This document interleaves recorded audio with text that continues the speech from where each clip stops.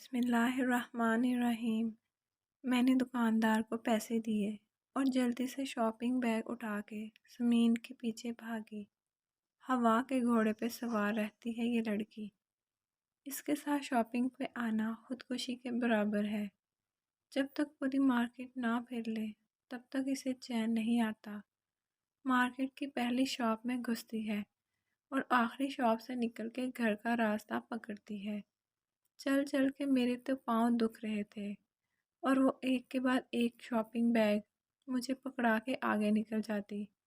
میں تو خالہ کی وجہ سے آ گئی، ورنہ تو توبہ ہے جو میں کبھی آؤں۔ میں اندر ہی اندر غصے سے تلملاتی اسے کوستی جا رہی تھی اور وہ مجھ سے 10 قدم آگے چل رہی تھی۔ میں نے اسے کپڑے کی ایک دکان میں گھستے دیکھا۔ آہستہ آہستہ چلتی میں بھی اس دکان کے اندر آ گئی۔ بھیا، مجھے سفید رنگ میں کوئی سوٹ دکھائیں جس پہ کڑھائی ہو سکے۔ سمین دکاندار سے مخاطب تھی اور میں جا کے اس کے پاس بیٹھ گئی۔ دکاندار نے وہاں کام کرنے والے ایک لڑکے کو آواز دی۔ تھوڑی دیر میں وہ مختلف اقسام کے سفید کپڑے کے کچھ تھان ہمارے سامنے رکھنے لگا۔ وہ کپڑے کی کوالٹی چیک کرنے لگی اور مجھ سے مشورہ کیا کہ کون سا لینا چاہیے۔ تھان اوپر نیچے کرتے اس کی نظر ایک سفید کٹے ہوئے پیس پہ پڑی۔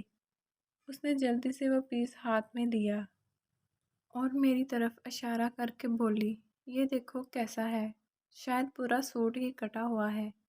اس سے پہلے کہ میں اسے اپنی رائے دے پاتی، دکاندار نے جلدی سے وہ کپڑا اس کے ہاتھ سے لے لیا۔ باجی، آپ اسے رہنے دیں، کوئی اور دیکھ لیں، یہ شاید غلطی سے آ گیا ہے۔ ہم دونوں دکاندار کے اس رویے پر حیران ہوئے۔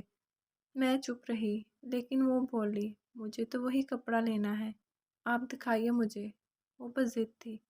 باجی، وہ کفن کے لیے ہے، غلطی سے آ گیا، آپ اسے رہنے دیں۔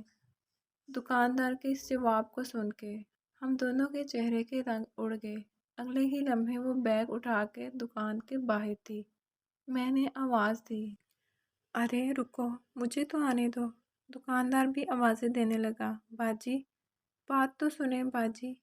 میں نے آج سے پہلے اسے اتنا پریشان کبھی نہیں دیکھا تھا۔ وہ بہت تیزی سے چل رہی تھی۔ میں لگ بھگ بھاگتی ہوئی اس سے جا ملی۔ راستے میں اسے تسلی دیتی رہی کہ اتنی چھوٹی سی بات پہ تم پریشان ہو گئی ہو۔